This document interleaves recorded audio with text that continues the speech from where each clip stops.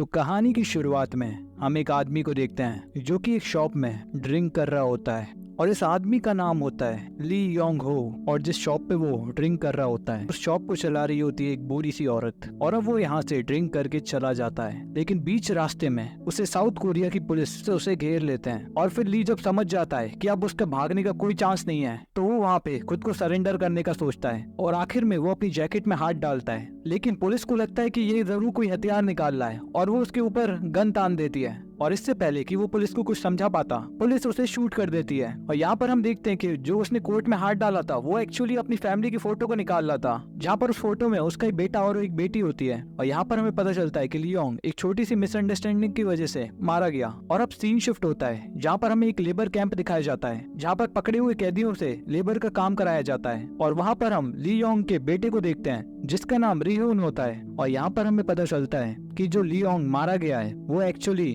North Korea का intelligence agent था जो कि अपने मिशन पे था। और अब यहाँ पर हम देखते हैं कि कैंप में सुपीरियर जो कर्नल होता है मुंग सेंग चुल, वो हमारे 18 साल के हुए रायहून को एक ऑफर देता है। वो उसे और उसकी छोटी बहन को आजाद कर देगा, लेकिन बदले में उसे नॉर्थ कोरिया का इंटेलिजेंस एजेंट बनना होगा जैसे उसके पिता थे। जिसके बाद हम देखते हैं कि रिहोन उसकी बात मान लेता है। और अब 2 साल बाद हम सियोल सिटी में एक नॉर्थ कोरिया के एजेंट को देखते हैं जिसका नाम बिग डिपर होता है और वो यूनिट 35 से होता है। और उसे यहाँ पर टास्क मिला होता है कि वो सभी स्लीपर एजेंट को यूनिट 8 के मार दे, क्योंकि गवर्नमेंट को अब उनसे खतरा हो गया है। और इसकी दूसरी तरफ हम रियोन को देखते हैं जो कि अब सियोल सिटी में आ गया है अपने मिशन को पूरा करने, जहाँ पर अब वो एक इंटेलिजेंस एजेंट की तरह काम करता है। और यहाँ पर इस मिशन पे उसका नाम होने वाला है कैंग हो। और अब सियोल सिटी में उसके मिशन के लिए एक कपल उसे अडॉप्ट कर लेता है और यहाँ पर ये कपल भी एक नॉर्थ कोरिया के एजेंट ही होते हैं। और अब यहाँ पर अपने मिशन को सीक्रेट रखने के लिए कैंग को हाई स्कूल जाना होगा एक रेगुलर स्टूडेंट की तरह। और अब वो अपने हाई स्कूल के पहले दिन क्लास में अपने आप को इंट्रोड्यूस करता है। और अपने आप को इंट्रोड्यूस करने के बाद वो जाके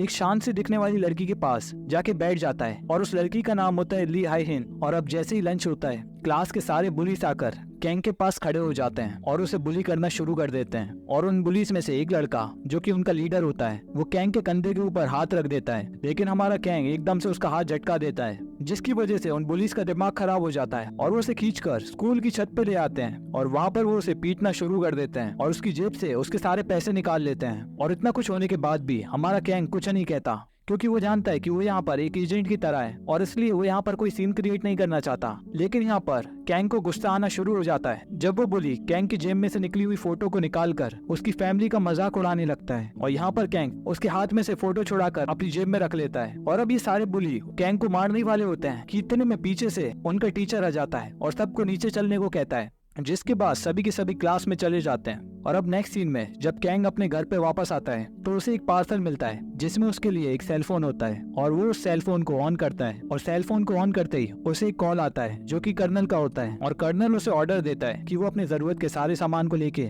बिग डिपर को मार दे। और कैंग को जैसे ऑर्डर मिले थे वो उसे फॉलो करता है और वो वहाँ से एक पेस्ट्री शॉप पे जाता है, जहाँ पर वो उस पेस्ट्री शॉप से एक केक को उठाता है और उस केक के अंदर से गन निकाल लेता है। और इसके बाद वो बिग डिपर के एक आदमी से जानकारी लेने के लिए एक बॉक्सिंग जिम में जाता है, लेकिन वहाँ पर वो आदमी कैंग को कुछ भी बताने से मना कर देता है। जिसके बाद कैंग अपनी बंदूक निकालकर उसके पैर में शूट कर देता है और उससे उस आदमी के बारे में पूछता है जिसने बिग डिपर को देखा है। लेकिन अभी भी वो आदमी कुछ भी बताने को तैयार नहीं होता और वो कैंग पे हमला कर देता है और इन दोनों के बीच में फाइट शुरू हो जाती है, जहाँ पर कैंग उसे फाइटिंग में हराकर उसे खत्म कर देता है। और अपनी मिली हुई इन्फॉर्मेशन के बाद कैंग यहाँ से उस आदमी के पास निकल जाता है जिसने बिग डिपर को देखा है। और कैंग अब उस आदमी के पास जाकर उसे भी गन पॉइंट कर उससे बिग डिपर का लाइसेंस नंबर निकलवा लेता है। और यहाँ पर कैंग उस लाइसेंस नंबर को लेकर जा रहा होता है, लेकिन पीछे से वो आदमी कैंग के ऊपर हमला कर देता है और उसे मारने की कोशिश करता है, लेकिन कैंग उसे एक ही बार में खत्म कर देता है। जिसके बाद वो बिग डिपर की तलाश में उस लाइसेंस नंबर के पीछे चला जाता है, जहाँ पर उसे बिग डिपर की कार मिलती है और बिग डिपर उस कार में ही होता है। और अब हमारा कैंग उसका पीछा कर रहा होता है और जब कार एक रेड लाइट पे रुकती है तो कैंग अपनी गाड़ी को उसके बगल में लगा लेता है और अपनी गन निकालकर उसे शूट करने ही वाला होता है, लेकिन बिग डिपर उसकी गन को देख लेता है और तेजी से कार को आगे बढ़ा देता है, जिसकी वजह से कैंग का निशाना चूक जाता है। और यहाँ पर अब कैंग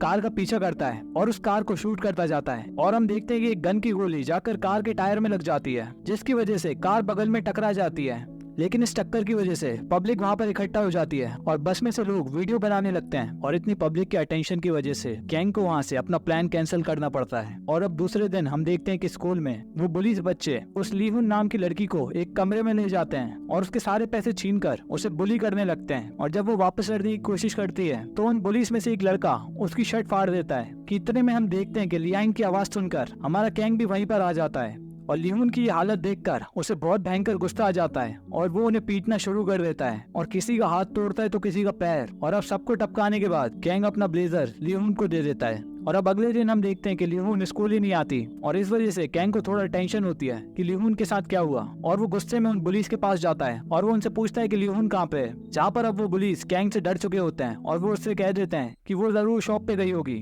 और अब इतना पिटने के बाद उन पुलिस में से जो उनका लीडर होता है ली जहाँ पे काम करती है उस जगह के बारे में बताता है। और अब अपना स्कूल खत्म होने के बाद कैंग ली से मिलने के लिए उसके वर्क प्लेस पे जाता है और वहाँ पर ली कैंग को बताती है कि उसने अपना स्कूल भी छोड़ दिया है और अपनी जॉब भी, और अब वो कहीं और रहने जा रही है। और अब हम देखते हैं कि अगले दिन कैंग अपने स्कूल की छुट्टी के बाद वापस आ रहा होता है, तब बीच रास्ते में उसे ली मिलती है और अब उसने एक नया हेयर कट रखा होता है और वो कैंग को उसका ब्लेजर वापस लौटा देती है और उससे एक छोटी सी मदद भी मांगती है, जहाँ पर वो कैंग को अपने साथ उसका बड़ा भाई बन के चलने को कहती है ताकि उसे जो जॉब चाहिए वो वहाँ पर लिख सके कि उसके कोई बड़ा भाई है और उसे वो जॉब मिल जाए। और यहाँ पर कैंग खुशी खुशी ये बात मान जाता है, जिसके बाद वो दोनों ही ली की जॉब के लिए जाते हैं और यहाँ पर ली को जॉब मिल जाती है। जिसके बाद हम देखते हैं कि ये दोनों वापस आ रहे होते हैं और यहाँ पर कैंग ली को अपनी छोटी बहन के बारे में बताता है कि उसका नाम भी ली जैसा ही है। और इसके बाद चलते चलते ली अपने बारे में बताती है कि जब से उसके पेरेंट्स खत्म हुए हैं वो तब से अकेली रह रही है। और यहाँ पर वो चलते चलते अपनी एक विश बताती है कि वो एक ऐसी जगह पे जाना चाहती है जहाँ पर कोई भी उसे ना पहचाने। और ली की ये सारी बातें सुनने के बाद कैंग उसके लिए काफी दुखी हो जाता है। और दूसरी तरफ हम बिग डिपर को देखते हैं जिसे कैंग के बारे में सब कुछ पता चल गया होता है और उसके एडॉप्टेड पेरेंट्स के बारे में भी। और जैसे ही उसे ये पता चलता है वो बिना कोई देरी करे पहुंच जाता है कैंग के घर पे और उसके एडॉप्टिव पेरेंट्स को खत्म कर देता है। और इसके बाद वो अपने आदमियों से घर की सारी कीमती चीजों को ले जाने को कह देता है, लेकिन वो वहाँ पर खुद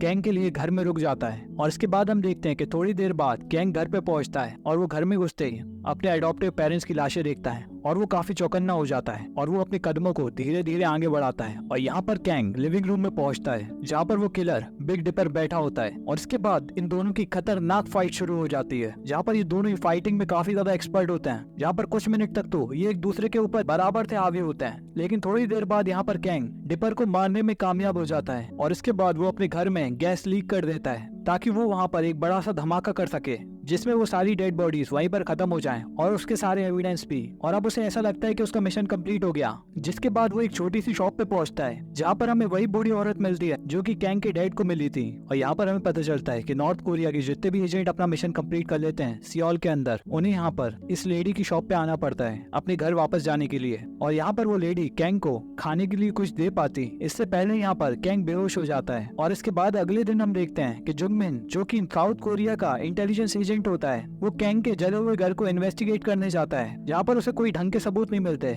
लेकिन वहाँ पर उसे एक स्कूल यूनिफॉर्म का एक बैच मिलता है, जिसके बाद वो उस बैच पे और इन्वेस्टिगेट करता है और उसे कैंग की असली पहचान मिल जाती है, जहाँ पर उसे पता चल जाता है कि कैंग तो नॉर्थ कोरिया का एजेंट है। और इसके बाद हम देखते हैं कि वो ओल्ड लेडी कैंग को होश में आने के बाद उसका ख्याल रखती है और उसे खाना खिलाती है। और अब यहाँ पर हम देखते हैं कि कैंग अपने पास से एक फोटो निकालता है और उस ओल्ड लेडी को दिखाता है और वो ओल्ड लेडी उस फोटो को देखकर समझ जाती है कि कैंग एक्चुअली में यंग हो का बेटा है। और इसके बाद हम देखते हैं कि कैंग को एक और पार्सल आता है जिसके अंदर एक और फोन होता है और वो फोन ऑन करके देखता है तो उसे फिर से कर्नल का फोन आता है जो कि उसे एक और लास्ट मिशन बताता है। और अब उसके नए मिशन में उसे बिग डिपर के सारे खजाने को वापस लाना होता है जो कि बिग डिपर के आदमियों ने उन्हें एजेंट से लूटा होता है। और कर्नल इस मिशन के लिए कैंग को उसकी बहन की वीडियो भी भेजता है कि वो यहाँ पर सेफ है। और अब यहाँ पर कैंग अपनी दी हुई लोकेशन पे पहुंच जाता है जहाँ पर वो बिग डिपर के सभी आदमियों को मारकर वहाँ से उनके सारे पैसे और डायमंड अपने साथ ले जाता है और अपना मिशन कंप्लीट कर लेता है। और इसके बाद वो शॉप पे जाकर उस ओल्ड लेडी के लिए कुछ सामान खरीदता है क्योंकि उसने उसका काफी ख्याल रखा होता है और उन्हें फेयरवेल के तौर पे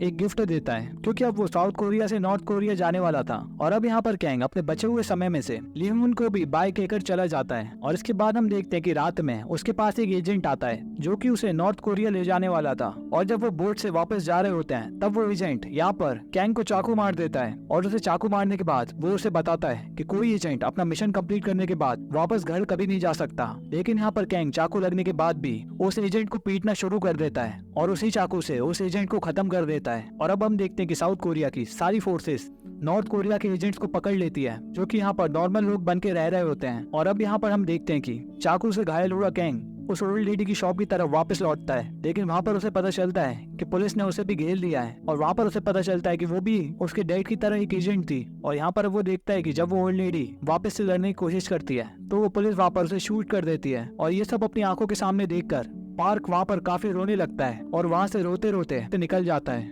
और जिसके बाद वो वहाँ से ली की जगह पे जाता है ताकि वो वहाँ जाकर छुप सके। और यहाँ पर ली जब देखती है कि पार्क इंजर है, वो उसकी मदद करती है उसके घाव को ठीक करने में। और अब जब कैंग सो रहा होता है, ली टीवी पे एक न्यूज देखती है जहाँ पर कैंग और बाकी सारे एजेंट्स के बारे में बताया जा रहा होता है कि ये सारे नॉर्थ कोरिया के एजेंट्स हैं। और यहाँ पर ली को भी कैंग की असली आइडेंटिटी पता चल गई थी कि वो एक नॉर्थ कोरिया के एजेंट है। लेकिन ये सब पता चलने के बाद भी ली कैंग के बारे में पुलिस को रिपोर्ट नहीं करती, क्योंकि कैंग ही उसका अकेला दोस्त होता है जिसने उसकी मदद की होती है। और अब अगली सुबह हम देखते हैं ली जब एक स्टोर से सामान ले रही होती है, तब यहाँ पर जो साउथ कोरिया का एजेंट होता है जिसका नाम जो बिन होता है, वो ली को रोककर उससे कैंग के बारे में पूछता है और उसे उसकी फोटोज दिखाता है कि वो एक नॉर्थ कोरिया का एजेंट है। लेकिन यहाँ पर ली उस एजेंट से कह देती है वो तो तब से नहीं मिले जब से उसने स्कूल छोड़ा है। और अब वो एजेंट जाते जाते उसे अपना एक कार्ड दे जाता है कि उसे कोई भी खबर मिले तो वो उसे इस नंबर पे कॉल कर सकती है। और अब अगले सीन में हम देखते हैं जिस कर्नल ने कैंग को मिशन दिए थे वो अब नॉर्थ कोरिया से साउथ कोरिया आ चुका होता है, वो भी कैंग की बहन के साथ। और उसे लग रहा होता है कि कैंग ने उसे धोखा दिया है और अब वो साउथ कोरिया के लिए काम करने लगा है। और इसके बाद वो कैंग को फोन लगाता है और उससे कहता है वो उसकी बहन को लेके साउथ कोरिया पहुंच चुका है और वो उससे मिलने को कहता है ताकि वो उसकी बहन के बदले उसे बिग डिपर का सारा खजाना दे दे। और यहाँ पर हम देखते हैं कि ली